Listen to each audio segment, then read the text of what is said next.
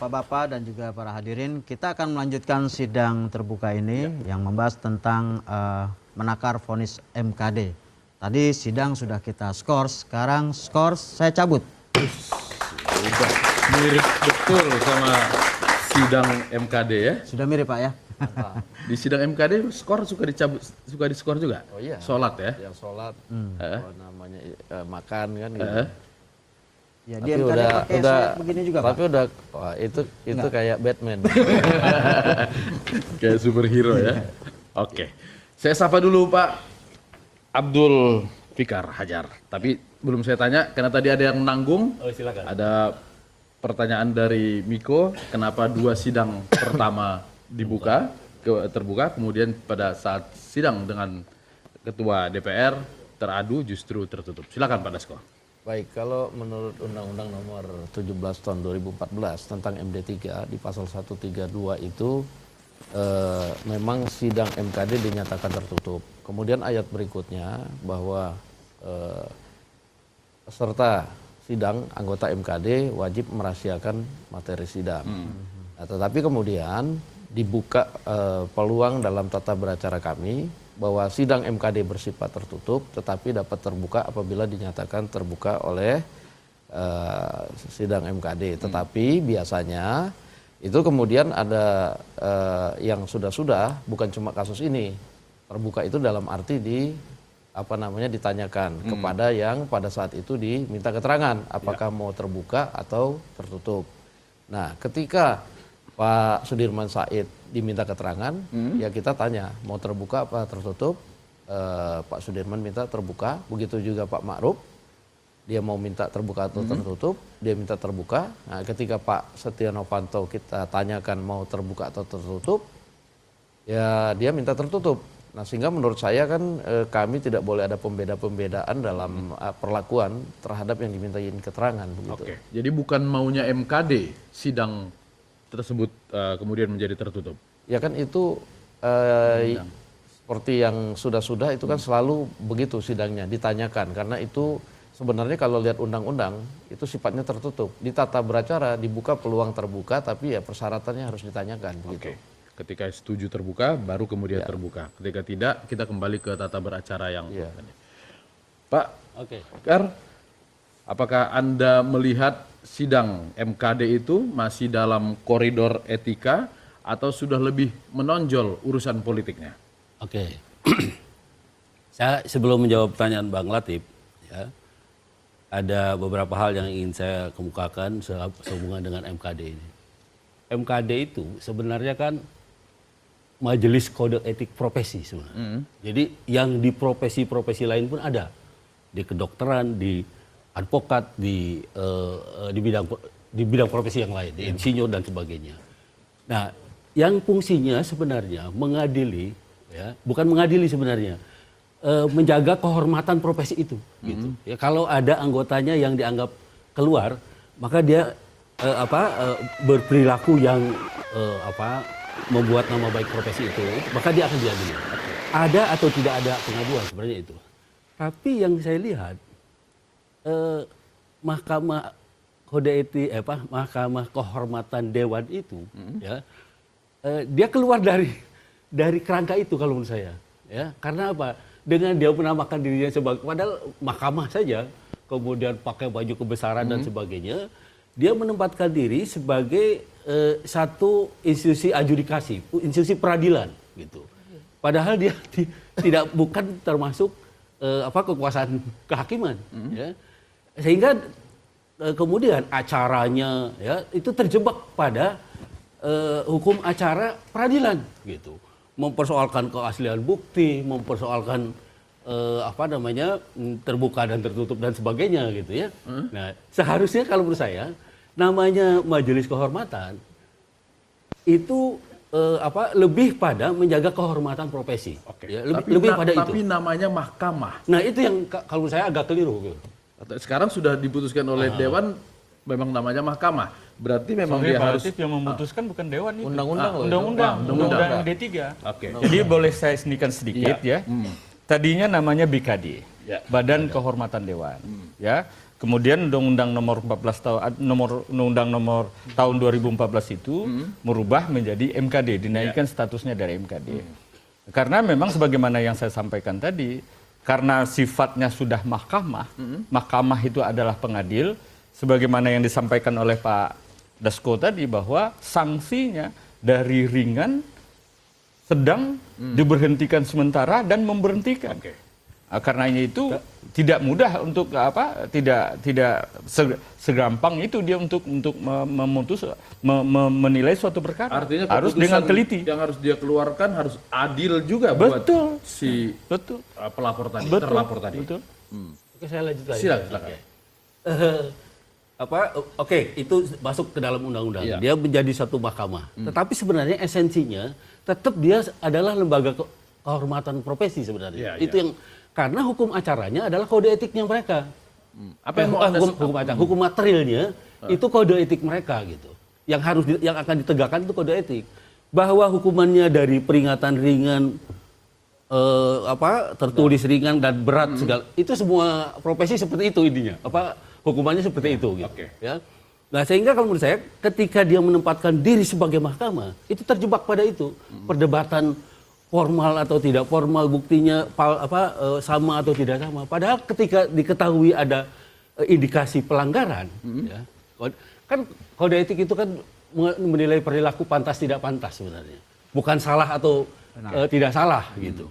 Sehingga yang dinilai adalah etikanya, moral dan etikanya gitu. Nah itu sehingga sebenarnya tidak terlalu rumit gitu. Kalau menurut saya seharusnya majelis itu tidak terlalu rumit dalam bersidang gitu. Tapi ini sudah tertarik ke tadi yang Pak Latif bilang, tertarik ke dimensi politik, sehingga lebih banyak politisasinya di dalam persidangan itu. Oke, tapi kan ini persidangan di sebuah lembaga politik. Apakah suatu hal wajar saja kemudian justru nuansa politik juga kental di sana? Kalau soal politik, kalau menurut saya berternak ayam pun ada politiknya. Ya, mengatur sesuatu itu ada politiknya gitu. Tapi yang harus kita ingat adalah ini menegakkan kehormatan profesi wakil rakyat, profesi dewan perwakilan rakyat. Itu sebenarnya yang kita harus kembali ke situ. Dalam konteks ini berarti bukan hanya profesi Pak Setia Novanto, tapi profesi Pak Dasko juga, Seluruhnya. profesi Pak John juga, begitu? Iya. Oke. Gimana Pak Dasko? Iya, masalahnya kan kalau kami di Mahkamah Kehormatan Dewan sekali lagi cuma menjalankan amanah undang-undang. Di Undang-Undang MD3 itu mungkin Bapak bisa baca, di situ ada detail sekali. Bagaimana kemudian alat bukti, bagaimana kemudian rapat-rapat MKD, bagaimana pemeriksaan terlapor, pelapor, sampai dengan bagaimana kemudian kita harus memeriksakan ke ahli. Nah itu ada di undang-undang. Nah itu kan kita tidak bisa kesampingkan dan kami hanya menjalankan ketentuan dari undang-undang. Oke. Bung, kalau kita mau kembali kepada etika, apakah esensi dari persoalan-persoalan di balik kasus ini sebelumnya seperti Anda sebutkan tadi ada pertemuan-pertemuan, ada surat dari Sudirman Said kepada Freeport, apakah itu memang perlu masuk dalam pemeriksaan tersebut? Iya, kalau saya berpikir gini, kalau kita bicara tentang mahkamah kehormatan, artinya kan itu berbicara tentang etik perilaku. Ya. Nah, saya pikir ini sebenarnya sudah terlalu jauh digoreng. Artinya karena gini, dalam sidang tertutupnya Pak Novanto kan, seperti yang kita tahu kan itu sebenarnya ada bocoran yang dibocorkan oleh salah satu media. Dan di situ pun Pak Setia Novanto dalam bocoran itu kan sudah mengatakan bahwa membantah semua bukti-bukti yang diajukan oleh yang melapor seperti itu. Nah, artinya ini kan memang kan kemudian sebenarnya lebih tepat ketika proses ini masuk ke persoalan hukum, gitu loh. Artinya kalau kita masuk ke dalam persoalan etik di sini, kemudian lebih panjang lagi ditarik sampai ke persoalan pembuktian, keabsahan dan segala macam. Ini kan sudah kemudian bisa dikatakan MKD ini kemudian terbawa arus sampai menyentuh ke ranah-ranah hukum, seperti itu. Nah, yang sekarang terjadi seperti itu? Ya kalau saya lihat sebenarnya ya memang kan MKD ini kan jelas lembaga politik. Isinya juga anggota DPR kan orang-orang politik semua, gitu. Artinya memang ini proses politik. Itu saya bilang ada proses politik, ada proses hukum. Nah, kenapa kemudian Freeport ataupun Sudirman Said membawa ini hanya ke proses politik? Kalau memang dia serius, kenapa tidak membawa ke proses hukum? dengan alasan dia sebagai penanggung jawab dan segala macam tidak mau masuk ke proses hukum, sehingga kemudian Jaksa Agung sendiri yang mengambil proses hukum itu sendiri, tidak ada yang melaporkan, tiba-tiba diambil oleh Jaksa Agung, lalu kemudian MKD mau minta bukti nggak dikasih. Ini kan seperti kayak permainan gitu, permainan politik yang memang sengaja diskenariokan. Nah, kembali ke persoalan awalnya, ketika seseorang merekam secara diam-diam, ini malah bisa dikatakan penjebakan sebenarnya kan. Terlihat bisa kita bisa mengarahkan, misalkan saya ingin merekam Bapak ini untuk sesuai dengan keinginan saya diam-diam saya rekam, saya tanya dengan cara bercanda dan segala macam, kemudian terjebak masuk dalam pertanyaan-pertanyaan yang sudah saya siapkan gitu. Nah, artinya ini harus terang dulu di sini.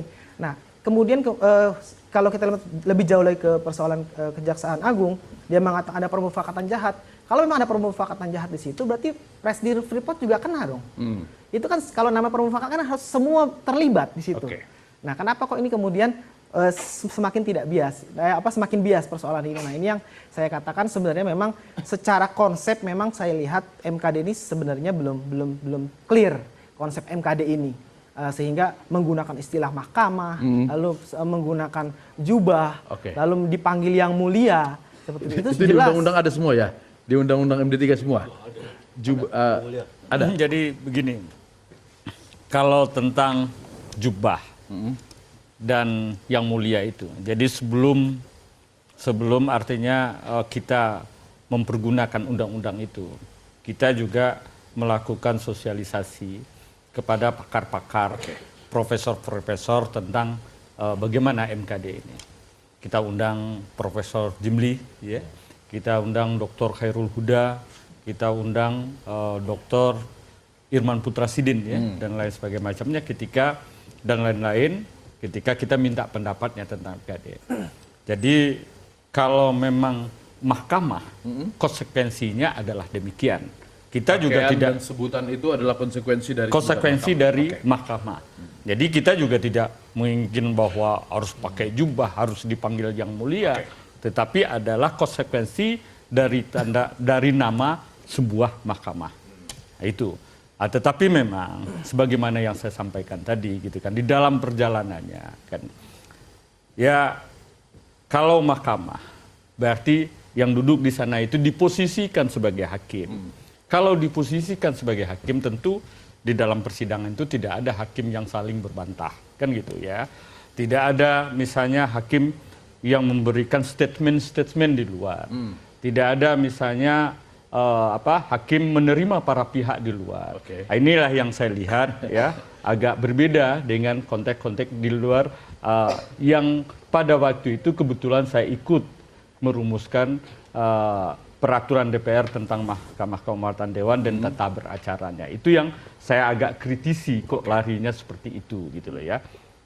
Kalau pernyataan Victor tadi, apakah Bang John melihat juga bahwa sebenarnya MKD lebih fokus ke hukum karena menuntut barang bukti dan segala macam, atau memang itu masih bagian dari tata beracara? Saya pikir itu dua-duanya harus dijalankan, ya. Karena harus menjalankan hukum, harus menjalankan etikanya. Bagaimana etika ini bisa diputus kalau tidak digali tentang pembenaran hukumnya? Gitu kan ya. Misalnya ada laporan salah satu pihak, tentu kita tanyakan apa bukti laporannya.